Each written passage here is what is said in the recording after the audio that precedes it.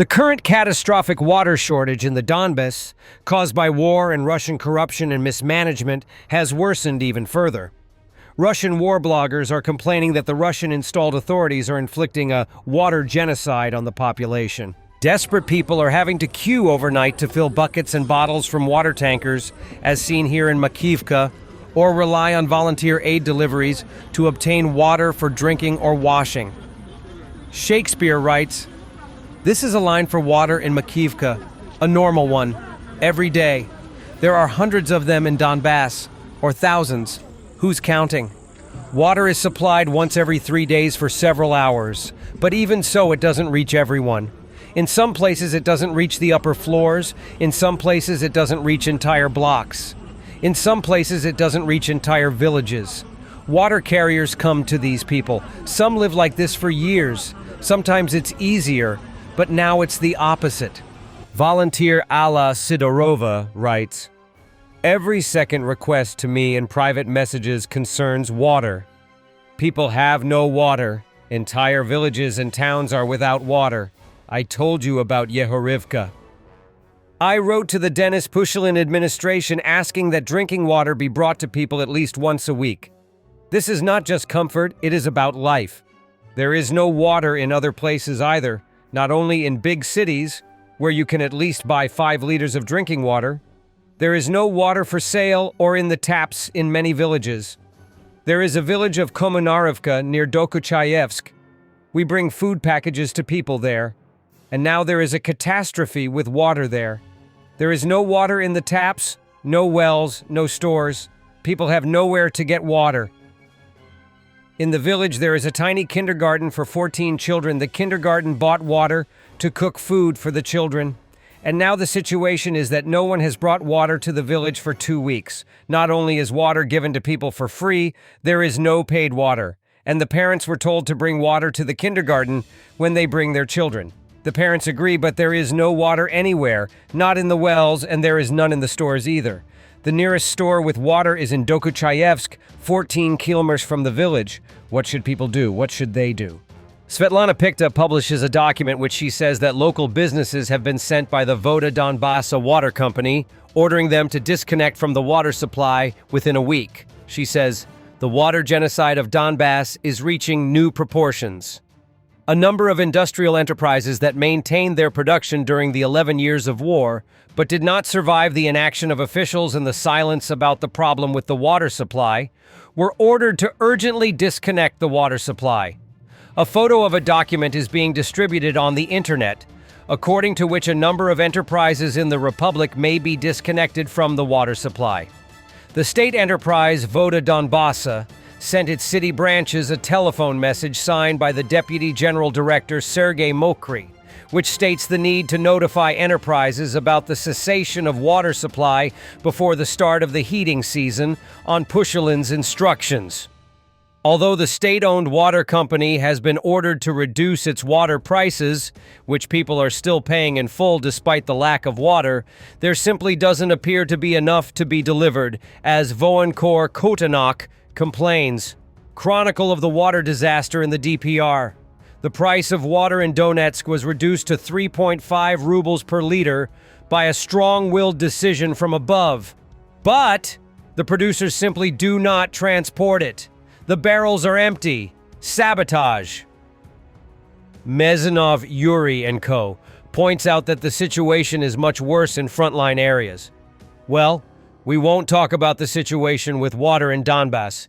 They even wrote about it on the fence. This is in the main cities. Imagine what is happening in the settlements with intensive shelling, difficult logistics, and no electricity at temperatures above 40 degrees in the shade. Overnight, Ukraine continued its drone campaign against Russian logistical hubs. Explosions have been reported at the Kotelnikovo railway station in the Volgograd region. A fire broke out near the railway station in the Russian city of Kotelnikovo, Volgograd region, following an overnight drone strike. Telegram channels and open-source intelligence sources reported on this. The blaze affected parts of the railway infrastructure, including tracks and an electrical substation. Footage shared by local residents appears to confirm the damage. Train traffic has been restricted and part of the line has been left without power, according to Regional Governor Andrei Bocharov, as reported by Astra. Last night, Russian air defense forces repelled a massive UAV attack targeting transport and energy infrastructure in the Volgograd region. There were no casualties. A grass fire was recorded in the Surovikino district and is being promptly extinguished by firefighting services. In the Kotyelnikovsky district, gas supply was disrupted to about 65 private households. Specialists are working to eliminate the consequences. To remove UAV debris located on the railway tracks, train traffic has been temporarily limited near the Tunguta station in the Svetloyarsky district, and sappers are on site.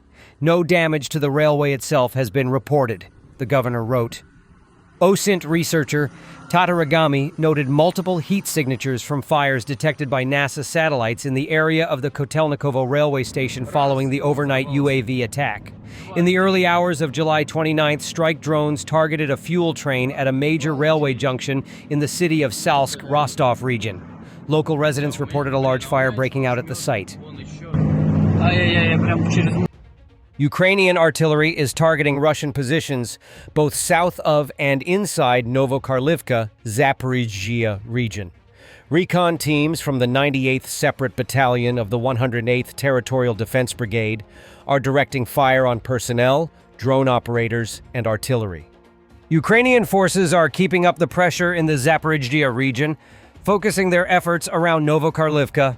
Artillery units have been striking Russian positions both south of the village and within its boundaries. The goal appears to be softening up defensive lines and disrupting enemy coordination. Reconnaissance teams from the 98th Separate Battalion of the 108th Territorial Defense Brigade are playing a key role in this operation. Equipped with drones and forward observation tools, they are identifying and marking targets in real time. Everything from infantry concentrations to Russian drone operators and artillery crews. These strikes are not random. They are precise, deliberate, and guided by ground intelligence. The tempo of Ukrainian activity in this area suggests preparations for a localized offensive or at least an effort to keep Russian forces tied down and reactive. While no major breakthrough has been reported yet, the consistent targeting of critical assets indicates a well-coordinated effort to gradually degrade Russian capabilities in this sector. Trump and Medvedev responded to one and another. Trump: I don't care what India does with Russia. They can destroy their dead economies together. It makes no difference to me. We hardly do business with India. Their tariffs are among the highest in the world. Same goes for Russia and the US. There's almost no trade. Let's keep it that way. And someone should tell Medvedev, Russia's failed ex-president who still thinks he's in charge, to watch his words. He's entering very dangerous territory. Medvedev already responded to Trump's words. If words from a former Russian president spark such a nervous reaction from the powerful U.S. president, it means Russia is right and will keep following its own path. As for the dead economies of India and Russia and the dangerous territory, maybe Trump should recall his favorite zombie movies and how dangerous the mythical dead hand can be. Russian state media published an article titled, "No Other Option, No One Should Remain Alive in Ukraine. This is how Russia claims to want peace."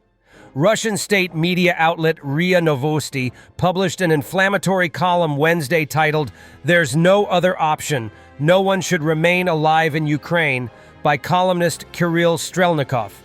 The piece argues that Western assessments portraying Ukraine's military favorably are mere propaganda designed to keep Ukrainians fighting as laboratory rats for Western military research. The column contrasts Western praise for Ukrainian military capabilities with Kyiv's growing setbacks on the battlefield.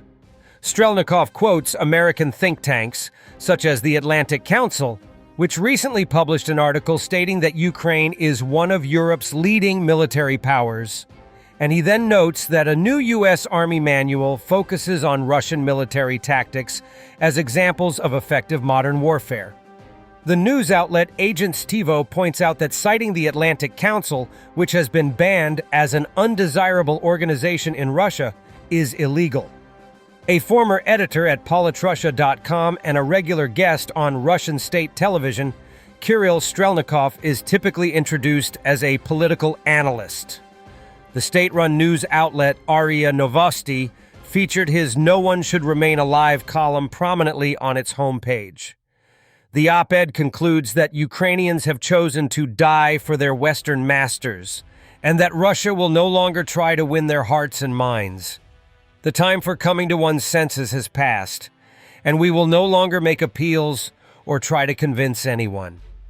If people are consciously and willingly prepared to die for their masters, that is their choice.